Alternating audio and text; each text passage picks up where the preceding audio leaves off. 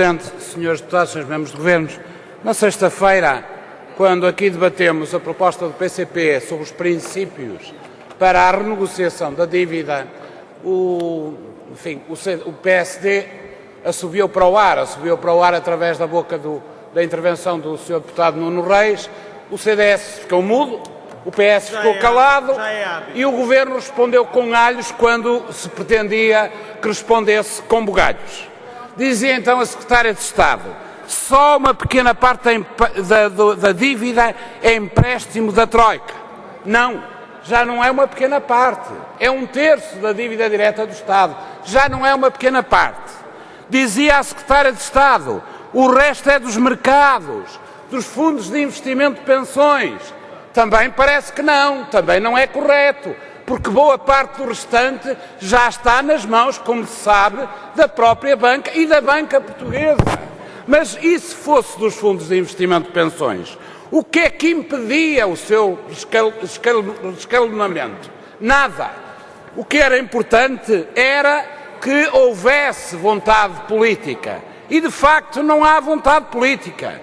O Governo prefere pagar 7.200 mil milhões de euros, mais do que paga o que gasta com a educação, ou quase tanto o que paga o que gasta com a saúde, em vez de pagar muito menos se aumentasse os prazos, diminuísse os juros e limitasse o nível dos juros a pagar anualmente. Mas não há vontade política. O Governo prefere espoliar os portugueses, as pequenas e médias empresas, os reformados, os trabalhadores, em vez de defender os interesses do país e procurar, de facto, uma renegociação da dívida, segundo os princípios que nós apresentamos na nossa proposta. Mas eu queria aproveitar o uso da palavra para colocar uma questão ao Governo, diretamente. No dia 15 de novembro, na última sessão em que esteve aqui o Ministro das Finanças, confrontado com perguntas desta bancada, o Ministro das Finanças disse que não havia nenhuma derrapagem orçamental no último trimestre, não estava previsto, e que, portanto, confirmava que o déficit seria este ano de 5% com ANA e de 5,7% sem ANA, que estava tudo controlado e que não deveria ser necessário qualquer programa de emergência. Ora bom, os números de outubro, divulgados na sexta-feira, exigem que o Governo, rapidamente, aqui e hoje, comente esses números. Como é que o Governo reage a esses números? Como é que o Governo reage ao facto do déficit em outubro ser de 8.145 milhões de euros para um limite máximo admissível de 9.000 milhões de euros? O que tem o Governo a dizer sobre isto? E já agora, o que é que tem o CDS a dizer sobre esta matéria, que sobre esta matéria também continua mudo e calado? Senhora Presidente, senhores membros do Governo, senhores deputados, numa fase em que estamos a concluir o discurso, a fase da discussão em torno da segurança social e toda esta matéria social, dizer que ao Sr. Deputado do PSD que não está nem garantida a sustentabilidade financeira da segurança social, nem está garantida a equidade social deste Orçamento de Estado. E uma das propostas que nós queríamos evocar precisamente para comprovar a falta de sensibilidade social e a insanidade social que governa hoje as maiorias do PSD e CDS-PP tem a ver com o subsídio de desemprego. Hoje nós temos mais de 1.300.000 desempregados. Fruto das opções políticas do PSD, CDS-PP e também do PS, fruto do pacto de agressão, o desemprego não para de aumentar. E nessa medida nós temos um problema gritante, que é destes 1.300.000 trabalhadores desempregados, apenas cerca de 300.000 recebem o subsídio de desemprego. E esta situação decorre de sucessivas alterações promovidas pelo anterior governo PS e pelo atual governo PSD-CDS-PP, que sucessivamente alteraram para pior as regras de atribuição de subsídio de desemprego. O que o PCP propõe é uma melhoria nas regras de atribuição, melhorando os prazos e as formas de atribuição e os montantes, para que efetivamente se tenha proteção social no nosso país. Disse. Muito obrigado, Sr. Presidente. Eu fiz um enorme esforço a ver se percebia a posição do CDS sobre a execução orçamental, mas não percebi. Passemos à frente.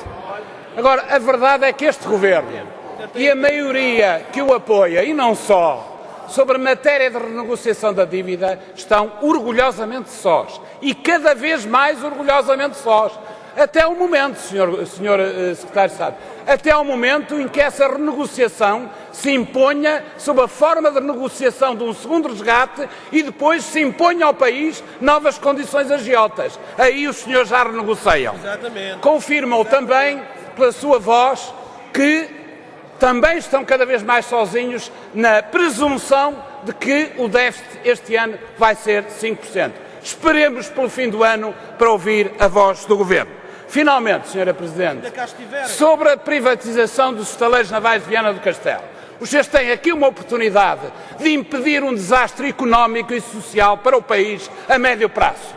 É anular a apuração de privatização dos estaleiros. E mais vos digo, como é que é possível o Governo ter fixado numa resolução do Conselho de Ministros um preço de venda de ações em 5 €, admitindo um valor e fixando um valor para aquela empresa de perto de 30 milhões de euros e agora preparar-se para vender aquela empresa sem passivo, limpo de problemas, por menos de 10 milhões de euros. Votem a favor da suspensão e da anulação do processo de privatização dos estaleiros, conforme nós propomos.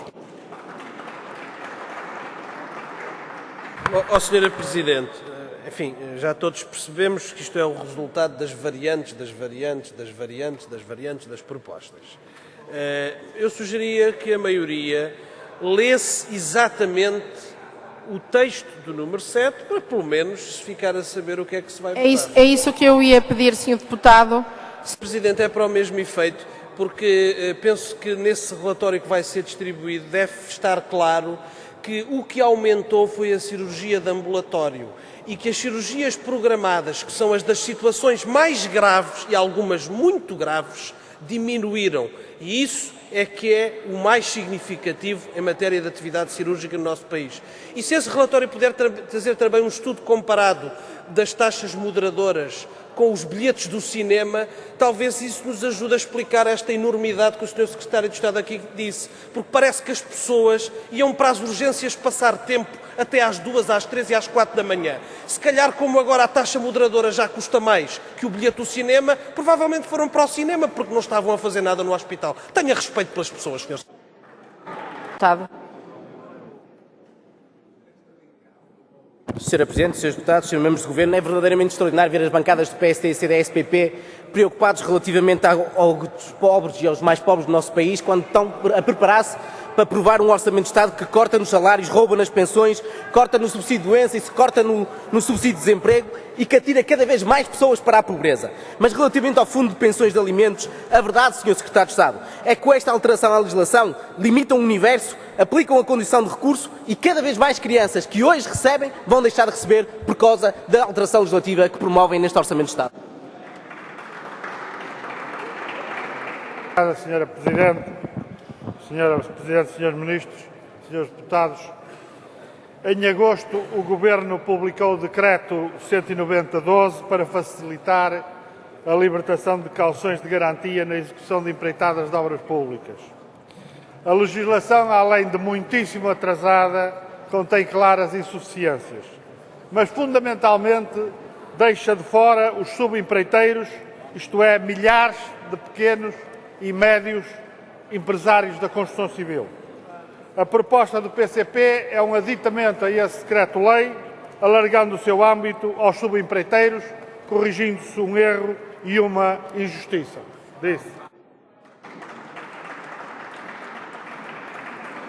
Presidente, Srs. Deputados, estamos de facto perante o maior assalto fiscal a que assistimos em Portugal. Um assalto fiscal promovido pelo antigo Partido dos Contribuintes, do CDS, e também pelo antigo Partido das Pequenas e Médias Empresas, o PSD, que enchia a boca do pagamento especial por conta e dizia defender os empresários da restauração.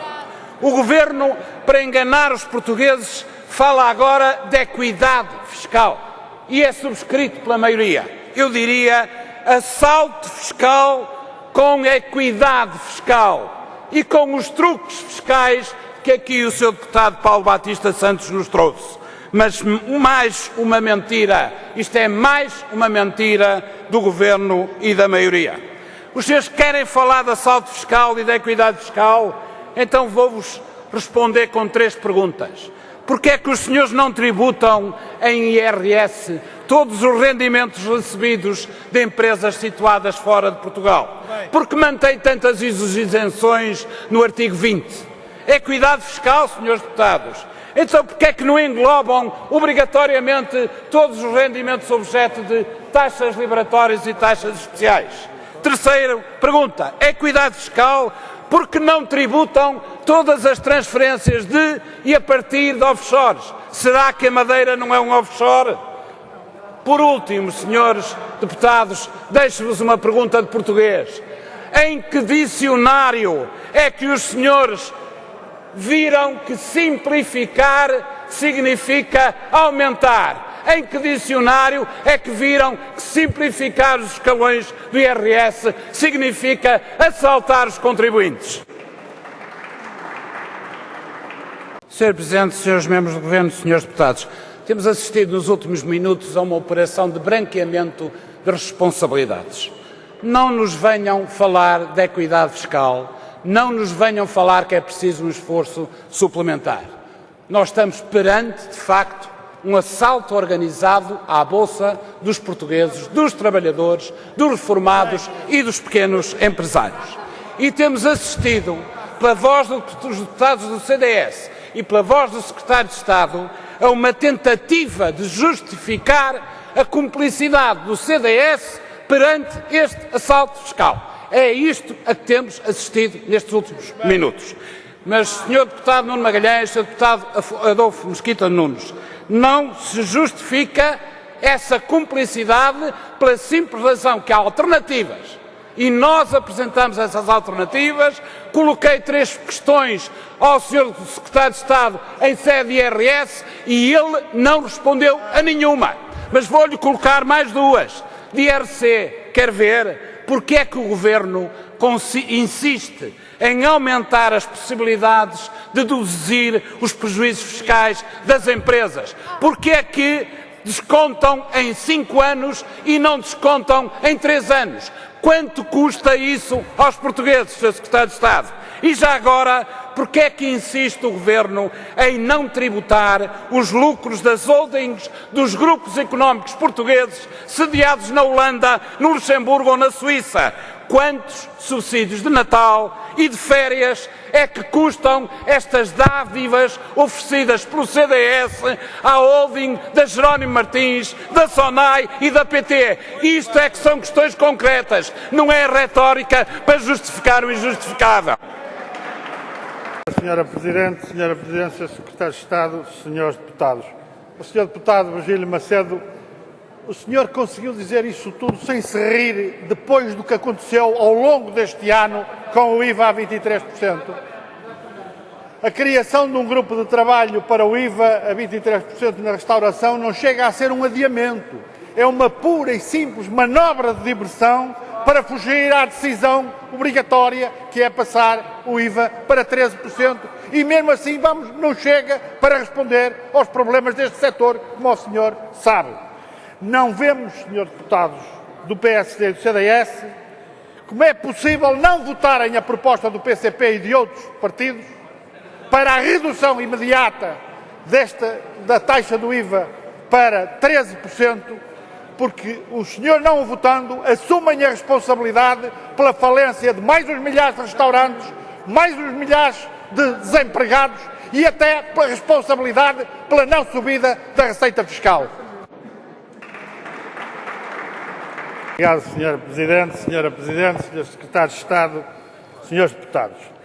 É admirável ver que PSD e CDS, que andaram durante anos com o santo nome das micro, pequenas e médias empresas na boca, terem o descaramento de votarem sistematicamente contra a generalidade das propostas fiscais do PCP para as micro, pequenas e médias empresas. Propostas que em muitos casos foram suas, nomeadamente relativamente ao pagamento especial por conta, ao IVA da restauração, aos benefícios fiscais em IRC para o interior e para as regiões autónomas, taxas reduzidas para o IRC.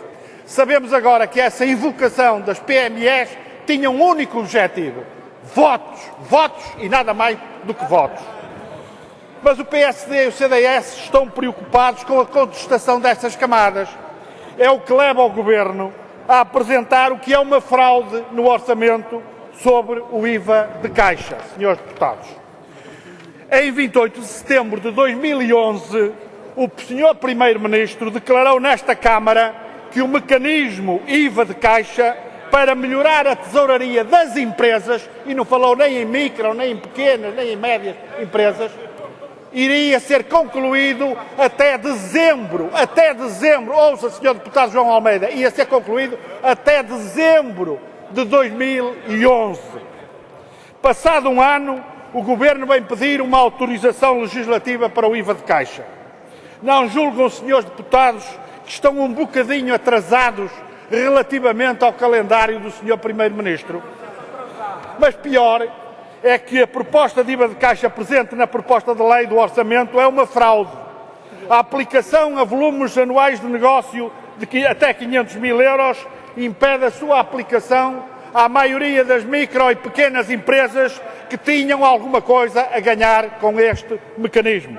Por outro lado, é um IVA de caixa que acaba no fim de cada ano. Isto é, para muitas empresas pode agravar a sua situação.